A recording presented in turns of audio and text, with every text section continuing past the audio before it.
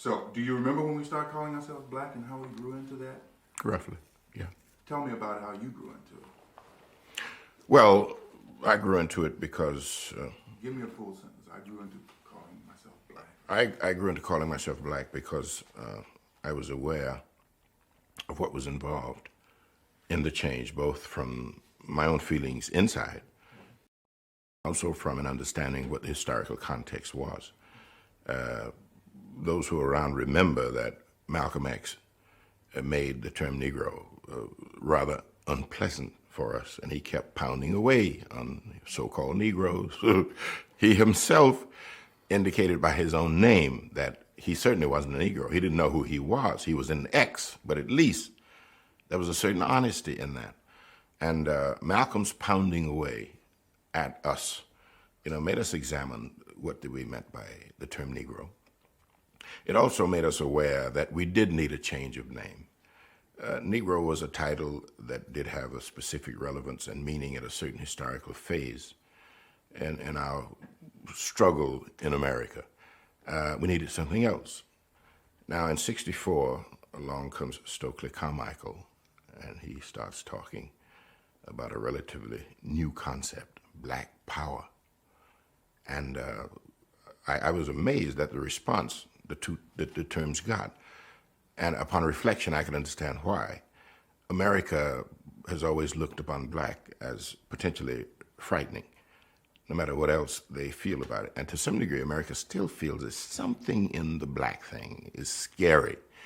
Stokely combined black, which was a frightening concept, with power. Oh God, that's too much. So everybody tended to sort of run away from black. But the more people ran from it, the more we thought, hey, this shakes things up. So we will no longer be Negroes, we'll be black. But even the term black has its own place in the historical struggle. Now we are looking for a new definition. We call ourselves now African Americans. And as long as there is a contradiction between how we define ourselves and how we are defined by white America, we will keep looking for that definition that satisfies both us and them. We haven't found it yet. I don't think African American is the final answer. It serves a need. It moves us closer to our goal, but we're going to call ourselves something else.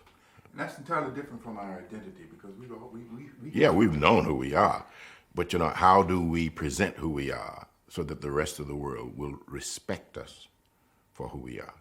Okay, let's stop down now. Okay. Crystal? Yes. Okay.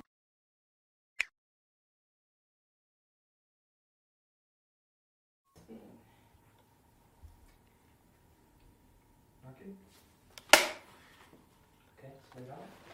You told me. Sit back, Sure. You told me you first became aware of the nation and of Malcolm through a film called The Hate That Hate Produced. Mm-hmm. Describe your reaction to that documentary. It's 5960 or so. Mm-hmm. Tell me about that. Well, I don't remember very much about the documentary, except that young man with his flaming, well, it wasn't red hair, lean and gaunt, and quite capable of using language to open wounds. I was amazed at his capacity to communicate and at the naked honesty with which he expressed his feelings about black people, about white people. He scared me. I'm sure he intended to. But certainly after I saw him in The Hate That Hate Produced, I knew that I would never forget this man. Now, I had known a little bit by reading and other things that there was, the black Muslims. I had heard about them in general terms, but it was that film that brought it into focus. Plus the fact that Rube and I knew Louis Lomax. I had grown up as a boy in Georgia, in the same town that Louis came from, and knew his family and his uncle. And we also got to know Mike Wallace on a personal basis. And they talked to us about what was happening, behind the scene and everything like that. But the film did make an impact on everybody. And it introduced Malcolm to a national audience, which gave him a great opportunity which he took full advantage of. Now, do you recall your first encounter with this lean, gaunt man? Yeah, I do. I do indeed. Ruby and I had been invited in 1968 to come to a platform in front of the Teresa Hotel in Harlem where we were going to celebrate with the NAACP the 8th anniversary of the 1954 Supreme Court decision. And, no, it was 64, I think it was. Yes, it was 64. And we sat on the platform, but for some reason, nobody was permitted to speak. There was a tremendous furor in the people who gathered. And when the regular speakers got up, Roy Wilkins and others, everybody booed and made us all sit down. I think I even got up and tried to say a word that was booed roundly. In other words, that rally came to naught. As we were leaving the platform, I was aware of several young men standing, and they were neat and they were clean and they had the haircut and all, and I knew that these were black Muslims. And I thought that it was the black Muslims who had organized the disruptions. So I spoke to one of the brothers and said, well, you and Malcolm, you've done it. You've, disrupted the rally. He said, oh, no, brother. No, that wasn't us. That wasn't Malcolm. That was someone else. We don't disrupt rallies. And I was rather impressed by that. I said, I better check this out.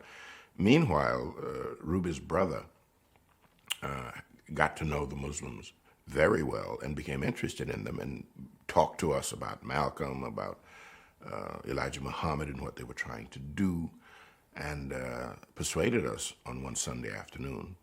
Well, he'd been talking to us, but after the Harlem thing, his invitation to go to the mosque one Sunday afternoon and listen to Malcolm X, we decided to accept it.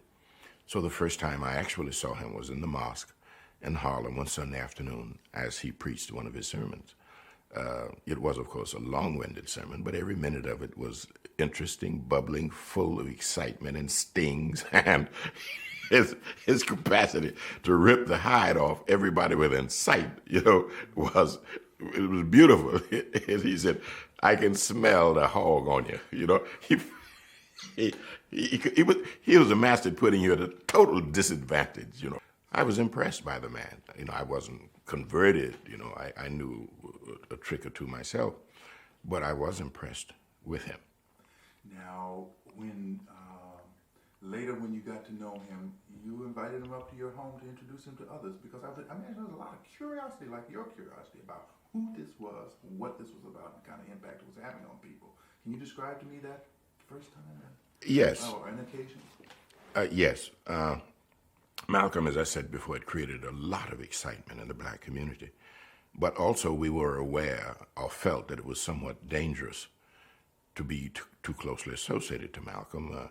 He was saying some pretty rough things, particularly about whites. And those of us who wanted to keep peace with the white world, some of us, had our jobs out in the white community, we didn't really want to get too close to Malcolm. Also, you must remember that in the 50s, during the red baiting period, everybody had learned to be a little wary of everybody else. 10-foot poles were the style of social intercourse in those days.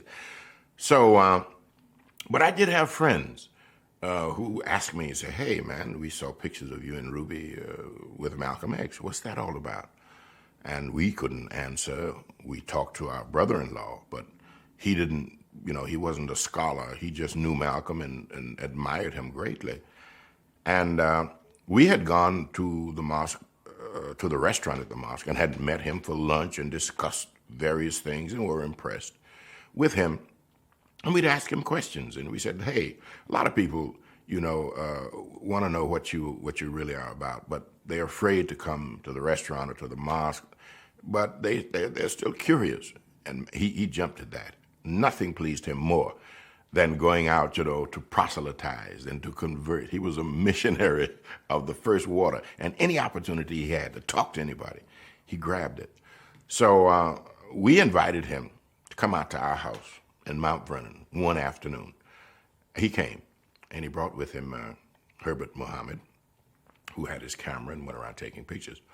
And Sidney Poitier was there, John O'Killens was there, Lonnie Satin and his wife Tina were there, and a few other people. And we sat down and said, hey, Malcolm, now look, brother, we understand the game. You're going around shaking up white folks. Okay, we understand that.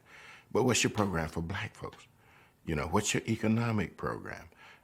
Is everybody going to have to become a black Muslim in order to share in this kingdom? I mean, are you really convinced that 6 or 7 states in the South would be viable? I mean, is that where you really are going? Come on, level. Ain't nobody listening. The cameras are not here. Television is not here. Come on. We got rolling. Okay, you got the brother up at the house. You're talking to him about asking him what's the program for black people, tying him up with the knots. Yes, I think I should mention that my memory has played tricks on me. This was really in 62, not even in 64, and that becomes important, as I'll explain later. But we got Malcolm to the house, and we thought we had him cornered, and we asked him all the questions that we thought were pertinent. What is your program offering black people, really? Do we all have to join and become black Muslims to participate in your kingdom? Or is there a program that you have that affects all black folks, basically because we're black? He never really answered that problem, that question. We learned later, of course, that that whatever economic program they had was a rather limited one, and wouldn't really solve all of our problems. And he had some thoughts, but he was very careful not to let his thoughts get ahead of what he thought was Elijah Muhammad's thoughts and policies on the question. And when we would, we run him into a corner, he would say, well, the Honorable Elijah Muhammad says, hold it, brother, hold it now. We're not talking to the Honorable Elijah Muhammad, we're talking to you. What do you think, Malcolm, we should do? And on one occasion, he said, look, I am like the man who goes inside the lion's cave to rescue the brother that is supposed to be the lion's next meal. Now, the brother wants to know what you're going to do. And the man, I can't tell the brother what my plans are, how I intend to rescue him, because the lion is listening. So we have ideas, we have plans, but we can't tell everybody now because the enemy will find out. Well, the truth was that they had not really worked out a sufficiently broad economic plan. But it did indicate to us the kind of person Malcolm was. And those of us who were there became his friends because we knew there was an honest, earnest, dedicated young brother. And we had seen many leaders, white and black, and had been able to gauge their integrity, their honesty, and their degree of commitment. And while we loved all the leaders and we worked for all the leaders, Malcolm was by far morally the most pure person that we ever ran across. Now, go forward in time, since that was 62, go forward to the March on Washington and tell me about how Malcolm was there. I'd never heard that before. Go ahead. Yes. Well, before I get that, let me say something else that happened in 62. At that time, we were doing Pearly Victorious, my play, on Broadway. And the Muslims did not believe in theater. They did not want their membership to participate in theater or go to those places, which were a waste of time. Malcolm somehow managed to come to see a matinee. He came by himself. And I think it sort of sneaked away because Elijah Muhammad probably wouldn't have wanted him to show up at the theater. He saw Pearly Victorious, which of course had a lot of laughs in it. And he came back, he said, I think you're trying to do with laughter what I'm trying to do by any other means necessary. You really are zinging the man, and I appreciate that. He said, man, I saw the play and I liked it. I'll do anything I could to help you, except that if I said something in favor of the play, no white folks would ever show up at the box office again. So the best thing I can do for you is to keep my mouth shut. But I really enjoyed the play. That was in 62. If you remember now, in 63, one of the biggest events was the big march on Washington that took place in August. Bayard Rustin had asked Ruby and me to serve as master of ceremonies at the Washington Memorial, Washington Monument part of the program. And we had agreed. And when time came for us to go down to Washington the night before the march, a part of our responsibility was to report to a hotel room where Bayard was going to run all of us through what the program would be for the next day in a hotel room. A. Philip Randolph was there, Whitney Young was there, Martin Luther King, Roy Wilkins, John Henry Lewis were all there. Everybody except Jim Farmer was in that particular room.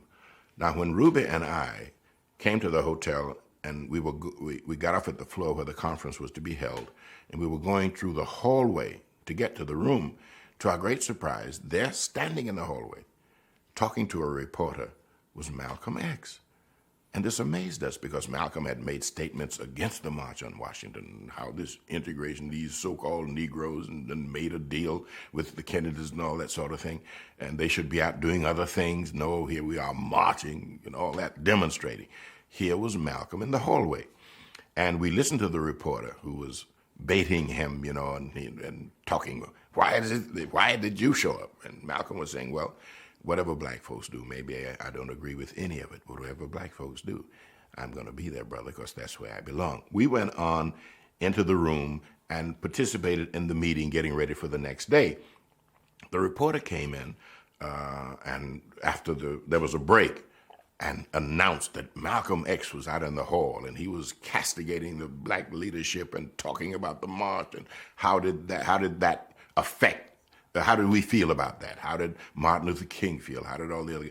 Roy Wilkins, of all people, told the reporter, said, look, we know Malcolm X, and we're not surprised that he's out there. And whatever he says, it doesn't insult or hurt us. We have business to take care of.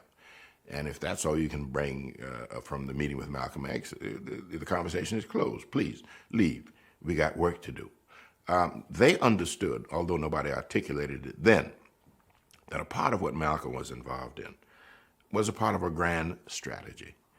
Malcolm, you're going to really have hell on your hands when you get to dealing with Malcolm. So it behooves you, white America, in order to escape Malcolm, to deal with us.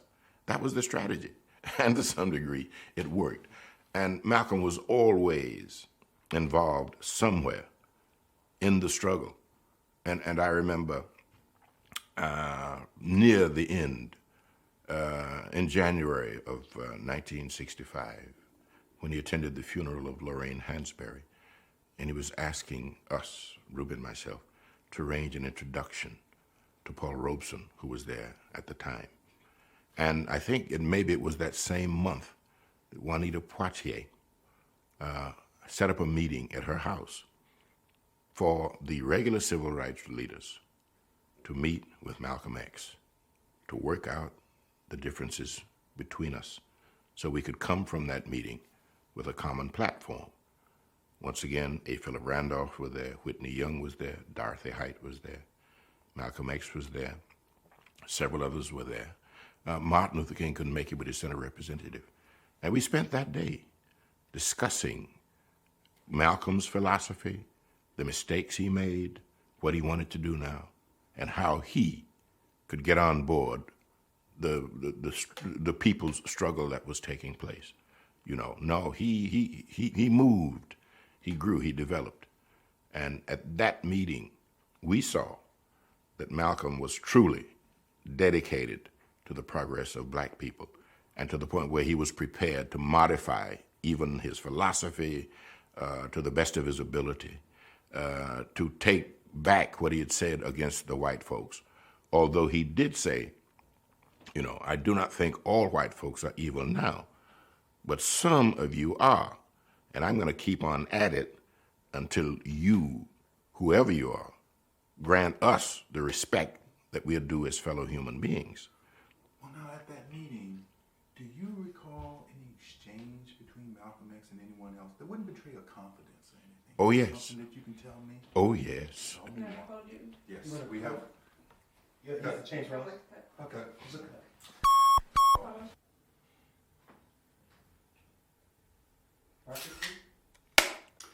You would. Give Crystal a second. Yeah.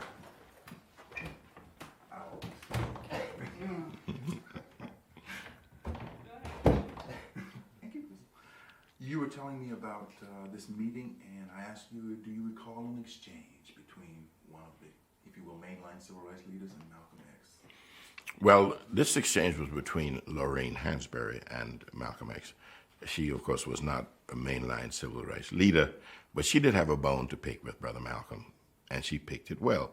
Lorraine was married to Bob Nemiroff, who's white, and Malcolm had made some very, some statements about blacks marrying whites, that were devastating. He was against it, and that was against the law of God and all kinds of things like that. So she took him to task about that. And he looked at her and he apologized. He said, I said that because that's what I thought at that time. He said, but I'm sorry that I said that because I see now that that's wrong. And I hope you will understand and forgive me because, I have changed my thinking. And I'm bold enough to say that I've changed my thinking. I'm sorry about that, but that's what I believed at that moment. And she was prepared to forgive him. Now, the other civil rights leaders, in no instance was there any contention or even debate among them and Malcolm. Nobody was out trying to shoot Malcolm down because remember, he himself, had just gone through a very devastating time. He had been read out of the Nation of Islam and was suffering a great deal from his rejection by Elijah Muhammad. So nobody, wanted to take advantage of that. What was discussed was what were the practical ways in which Malcolm could begin to get on board with the regular civil rights leaders, but at the same time retain enough threat to serve his old purpose. How can Malcolm be a part of us and at the same time serve the function of being outside, saying, look, if you don't deal with them, you're going to have to deal with me. So tactics were at issue. And he was a brilliant man. He could be an overpowering man. But at that meeting, he was very deliberately a student, listening and asking very polite questions to those leaders, but determined at the bottom line to be included. He wanted to be a part of that struggle. Fantastic. Now tell me something. You were telling me something about how at the break with Elijah Muhammad, he visited you one evening. Yes. Tell me that story. You want to hold for the frame? Oh, I'm sorry. I didn't even hear Okay, it. let's cut. That's good. Get a little more. Some more? Yeah. All right. Second sticks. Okay. Second stick. You all right, Bobby? Yes. Tell me about Malcolm after the break. He visited you at this house. Tell me about that. Well, we had kept pretty close touch with Malcolm all through the time after he came to the house the first time. And so it was, when he was excommunicated, so to speak, we were some of the people to whom Malcolm would come to talk. John O'Killen, Sylvester Leaks, myself, and some others. So he knew that he could trust us, and we knew that we could trust him. And we talked to him on the phone, and when he went to Africa, he wrote us letters and things like that. And then when he came back, and it was approaching the end, and he sensed, that his time was not going to be too long. One day, I forget at whose behest this whole thing, whether we called him and invited him or whether he called us and said he wanted to come up. But one day, he came to the house here, in this very room, and he was alone. Let's stop. Sorry. Margaret, please. And he comes up to the house. Well, the meeting was for 10 o'clock, and 10 o'clock exactly, he knocks on the door, and we let him in. He comes into this very room, and he sits there, and we talk to him. He says, first of all, that he had arrived early, but because he was ahead of time, he'd driven around the block a couple of times. He wanted to be exactly on time, and he was. We sat and listened. We didn't have any questions. We knew what the anguish was. We knew what was happening. And he just seemed to need a friendly ear. So we let him talk. And he talked about his time in prison. He talked about the times when he first heard of Elijah Muhammad and the change it made in his life. The things that happened, the things that he saw, the wonderful feeling when he finally found something that told him, in spite of all that America had said and done to him, that he was a man. And he could never forget that. And he could never forget the picture of Elijah Muhammad as he came to him in prison in his imagination. This man who had lost his own father, I think in an accident on a streetcar by the Ku Klux Klan or something, who needed a strong father figure. And there, in the depth of his prison degradation, he comes across this one figure that reaches down and says, Malcolm, my son, you're a man. And Elijah Muhammad remained a father figure to Malcolm. And as he sat there, it was evident that if Elijah Muhammad had just done that, at that moment, whatever the differences were between them, Malcolm would have been off and running. He expressed that deep hurt within him that his father had rejected him. And in describing his situation, he went all the way back, talked about revolutions, talked about the American Revolution, talked about the Russian Revolution. And he had read about the revolutions and knew the founding fathers and the theories. He knew what Lenin had written and all that.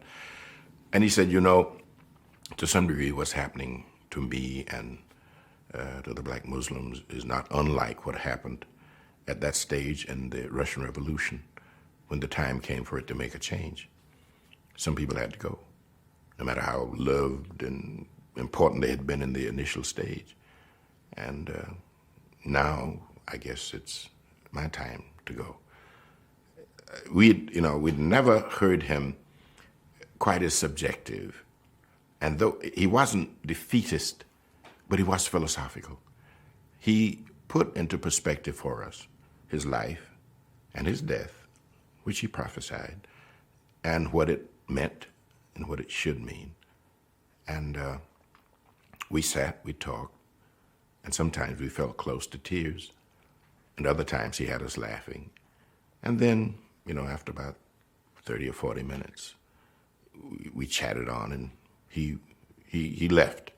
That was the last time he was at the house.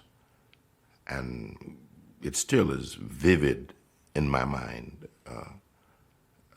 I'd never quite had an experience like that with a man or with anybody. Somebody so open, so vulnerable, but not helpless. He solidified his meaning to us as a son and as a brother at that time. And I've known a lot of leaders and been close to a lot of leaders, but to none have I been as closely bonded as I was at that moment to Malcolm X. Yes. Okay. And you mentioned it, that you laughed with him. He was warm, you said. He was good at getting people to laugh. Talk to me about his walk. Talk to me a bit about his if you remember anything that gives our viewers a sense of his humor. Take that. Don't force it, but if you can. Mark it? You remember I was telling you on the phone that one person who took a look at the film said, for the first time I saw Malcolm X smile. That's something I'll take away with me when I see this movie.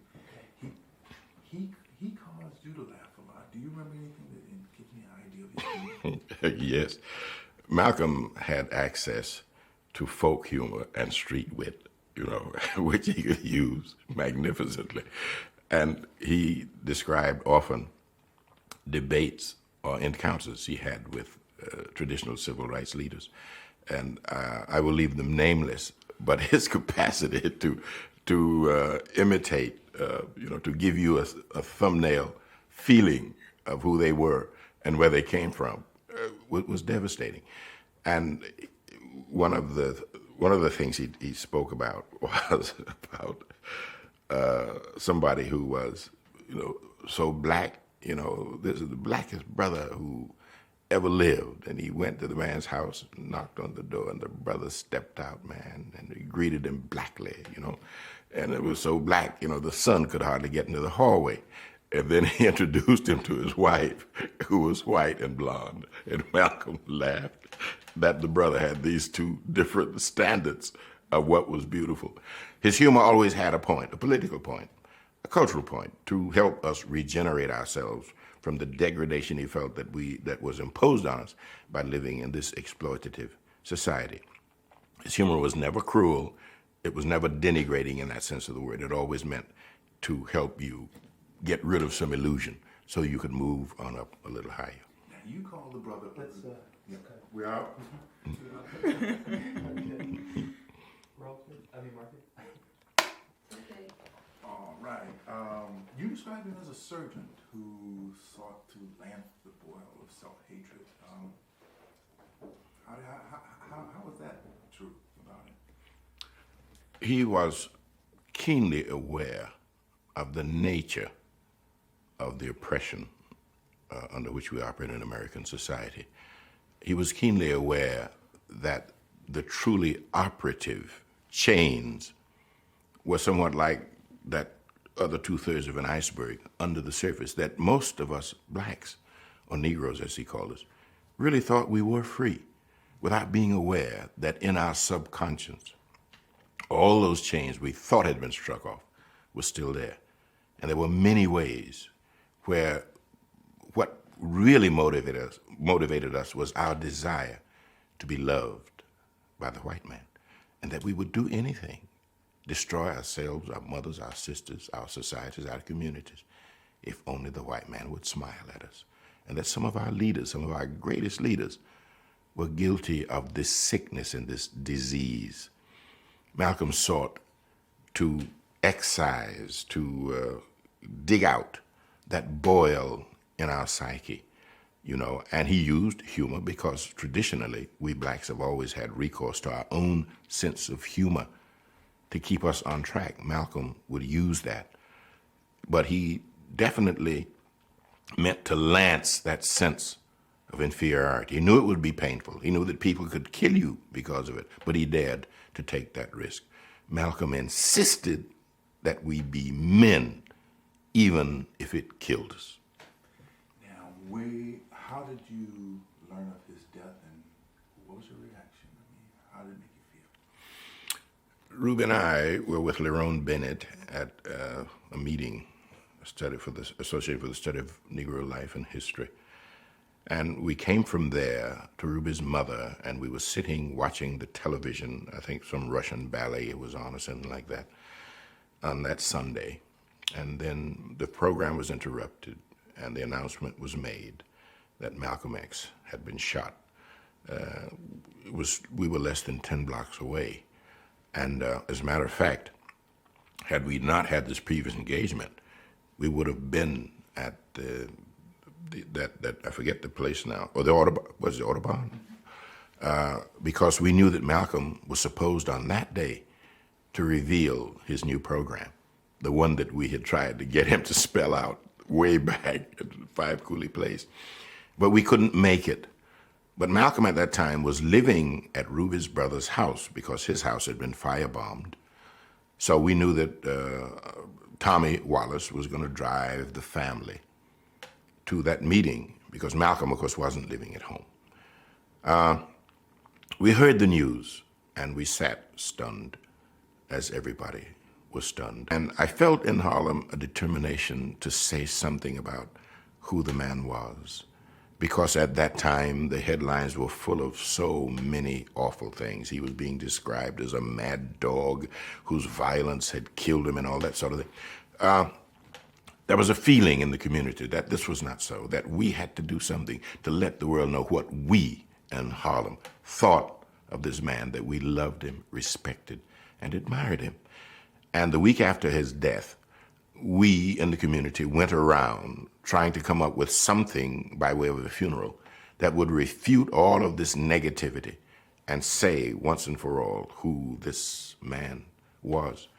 I was approached ultimately by Sylvester Leeks and Percy Sutton, who said that they wanted me to give the eulogy at Malcolm's funeral. I said, why me? I'm not a member, I'm a friend, but why me? I said, well, you're the least controversial person we can think of.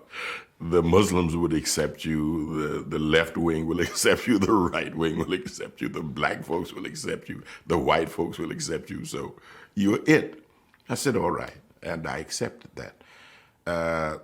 Meanwhile, we went around with Sister Betty Shabazz's blessings, trying to find a house where we could hold the funeral. And a lot of the churches in Harlem, though the ministers knew and admired Malcolm, would not open their doors. And we could understand why. Because Malcolm was killed on Sunday. On Tuesday night, the mosque was firebombed, and everybody feared that at the funeral, some big explosion was going to take place, and nobody wanted his church to be the place. Finally, there was a place on Amsterdam Avenue that opened up, but the expectation that violence was going to take place pervaded the whole atmosphere. You know, it was like an armed camp. Rube and I arrived earlier that Saturday morning for the funeral, walked through the community, which was quiet and still, you know, and the police were everywhere. And we went in to the church, and the body was there. But there were police there, you know, and we didn't know what was going to happen. People were being searched, and, you know, all kinds of things were taking place. As a matter of fact, the night before the funeral, Ruby's brother had called and said, from what I hear on the streets, I don't know what's going to happen. I suggested, you guys, maybe you shouldn't go. And we sat up, you know, in that kitchen until 3 or 4 o'clock in the morning, deciding whether we would go. We decided to go, and I sat down and wrote a few words that I would say. And we went in, and our job was to sort of announce who was speaking next and where this telegram came from and various other things. And then it was my moment to deliver the eulogy to Malcolm. And there he was, you know, lying before me and all of us, this beautiful, magnificent spirit, you know, and it was all I could do, you know, to keep my own personal emotions out of what I was saying, because of all the leaders that I knew and loved and admired and had walked with and walked behind, this one, as I said before, had been closest to me. I felt I was losing a son. But I had an assignment, and that assignment was to say something that would let the world know what Harlem felt about this moment and about this brother, to dignify the occasion in a way that was worthy of a man who stood with the greatest leaders we ever produced. And so it was that I said what I had to say at that time. And I suppose in terms of the total effect, it did the job. When the funeral was over and Malcolm was taken, he was stripped of his Western clothes, and then the Muslims came and dressed him for proper Muslim burial. They had a service, and after that, the coffin was closed. We all got in. We went out to Osley, the cemetery, and when we got there, Okay, let's stop there. Okay. Of the few words you wrote about Malcolm in that eulogy, the ones that stand out are, he was our manhood, our shining black prince. Tell me about that and relate it to anything you want to relate it to concerning Malcolm. well, it seemed to me that Malcolm spoke directly to the emasculation of the black male in particular. And Malcolm wanted to heal that emasculation. He wanted to teach us how, in spite of that, to be men again. So I thought that I would like my children and generations to come to know this most important aspect of Malcolm X, that he was indeed our manhood, you know, our shining black prince who didn't hesitate to die because he loved us so. I thought that in honoring him, we honored the best in ourselves And I wanted that to be a part of what the world would remember when they thought of Malcolm. Okay, we can stop now. Can anyone hold, let me get airplane time? Okay.